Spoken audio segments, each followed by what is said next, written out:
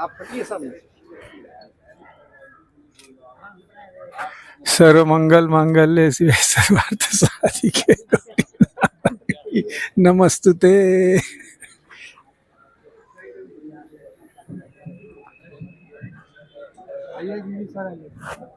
शुभं करोति कल्याणं आरोग्यं धनसंपदा शत्रुबुद्धि विनाशाय।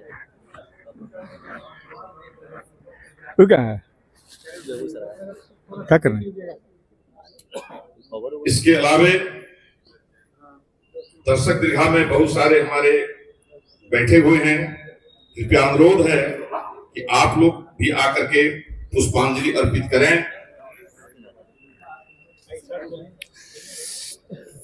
सुरेश बाबू आइए सुरेश बाबू, अशोक शर्मा जी,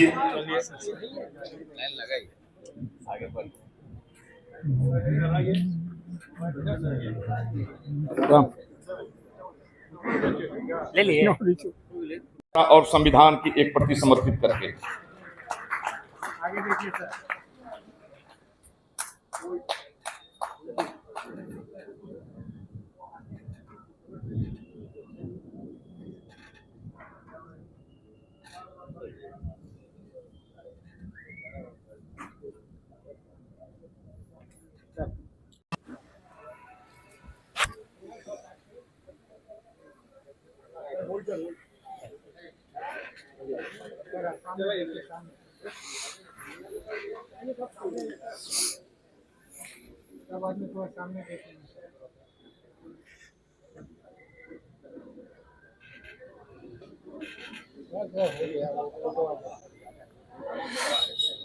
हमारे बीच में बड़े बड़े वक्ता, सुधी, विद्वान बैठे हुए हैं। आप इनके वक्तव्य को सुनेंगे। समय लगता है, 7 हम लोग का अब देने ही वाला है। आदेश हुआ है उद्घोषक के रूप में मुझे अपने कर्तव्यों का निर्वहन करना है।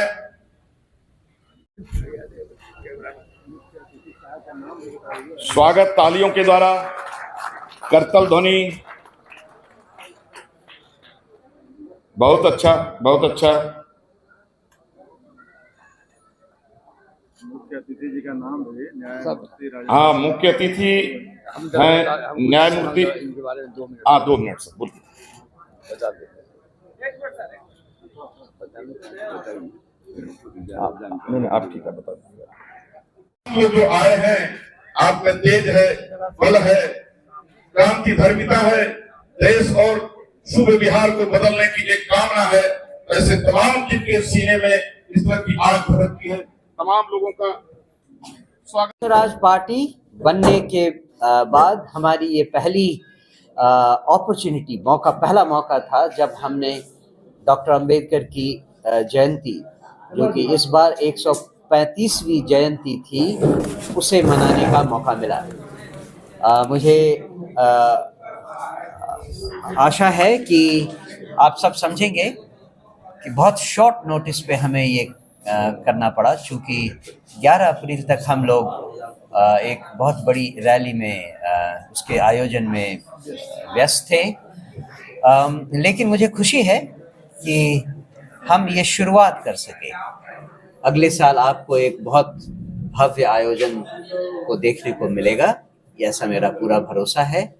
मैं एक बार पुनः आपके माध्यम से बिहार की समस्त जनता को बाबा साहब भीमराव अंबेडकर की 135वीं जयंती की मुबारकबाद देता हूं, और आपके माध्यम से ये कहना चाहता हूं कि उनकी जो नीतियां थी उनमें शिक्षा सर्वोपरि थी, और सरकारों को ये निर्देश था कि शिक्षा पर सबसे ज्यादा ध्यान दिया जाए।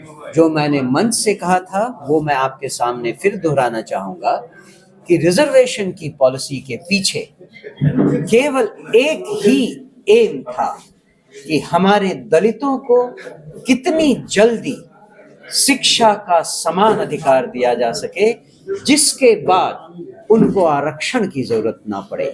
लेकिन सरकारों ने, चाहे वो सेंट्रल सरकार हो चाहे राज्यों की सरकार हो, उन्होंने इस बात का मर्म समझे बिना शिक्षा पर कोई ध्यान नहीं दिया और वो 10 साल का पीरियड इतना आगे बढ़ता चला गया कि बाकी दलों ने आरक्षण का मूल रहस्य, मूल मंत्र भुला दिया और अपने अपने वर्गों के लिए रिजर्वेशन की मांग करने लगे।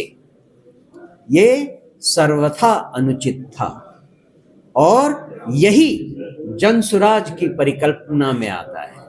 हमारी परिकल्पना में जो सबसे पहली बात आती है वो है समान विश्व स्तरीय शिक्षा सभी वर्गों के लिए, चाहे वो किसी गांव में रहने वाला दलित हो या किसी झुग्गी झोपड़ी में रहने वाला कोई और बच्चा हो। हर बच्चे को विश्व स्तरीय शिक्षा मुफ्त मिले, जिससे कि उसकी और उसके परिवार को आगे आने वाले समय में किसी और बैसाखी की जरूरत ना पड़े। मुझे पूरा भरोसा है किसी भी बच्चे को अगर 10 साल सही शिक्षा दे दी गई, उसके बाद उसे खुद भी आरक्षण लेने में शर्म आएगी। यही हमारा मुख्य उद्देश्य है, यही हमारा मुख्य काम है। आप लोग बड़ी रैली बुलाए थे, लेकिन जिस तरीके से दावा किया गया वो दावा पूरी तरह से विफल साबित हुआ, क्या कहेंगे इसमें? दावे तो तरह तरह के होते हैं। कुछ लोग कहेंगे कि ये विफल हुआ, बहुत लोग कहते हैं कि सफल हुआ। दावे तरह तरह के होंगे। हमारा एक मेन एम था गांधी मैदान में आकर अपने लोगों को बुलाना और उनके साथ बातचीत करना। उस बातचीत में हम पूरी तरह सफल हुए। जहां हमें सफलता नहीं मिली उसको हम आगे भरपाई करेंगे। जैसा प्रशांत जी ने कहा है, वो हमारे लोग हमसे नहीं मिल पाए तो हम लोगों से मिलने जाएंगे, उसकी भरपाई हो। मनोज जी, एनडीए और इंडी गठबंधन में होड़ मची है कि अंबेडकर मेरे हैं, अंबेडकर मेरे हैं, अंबेडकर मेरे हैं कि तेरे हैं। जनसुराज के कितने हैं? अंबेडकर ना तो आरजेडी के थे, ना एनडीए के थे, न ही वो जनसुराज के रहेंगे। वो जनता के हैं और जनसुराज जनता का राज लाने वाला है। जब तक अंबेडकर की बातों को समझकर उसके अनुसार नीतियां नहीं बनाई जाएं, तब तक अंबेडकर किसी के नहीं। सर, आप अपनी पार्टी कहते थे कि मेरी पार्टी स्वच्छ और साफ है, मगर बिरसन पटेल पर दो आरोप लगा हुआ है। क्या वो अपनी पार्टी में शामिल कब तक करवा रहे हो? आरोप तो बहुत तरह के लोगों पर बहुत तरह के लगे रहते हैं। क्या उसके कारण उस आदमी के पुराने कार्यों की अनदेखी की जाए? क्या हम किसी का कैरेक्टर असैसिनेशन इतनी आसानी से कर दें बिना न्यायालय से उचित फैसला आए हुए? ये आपके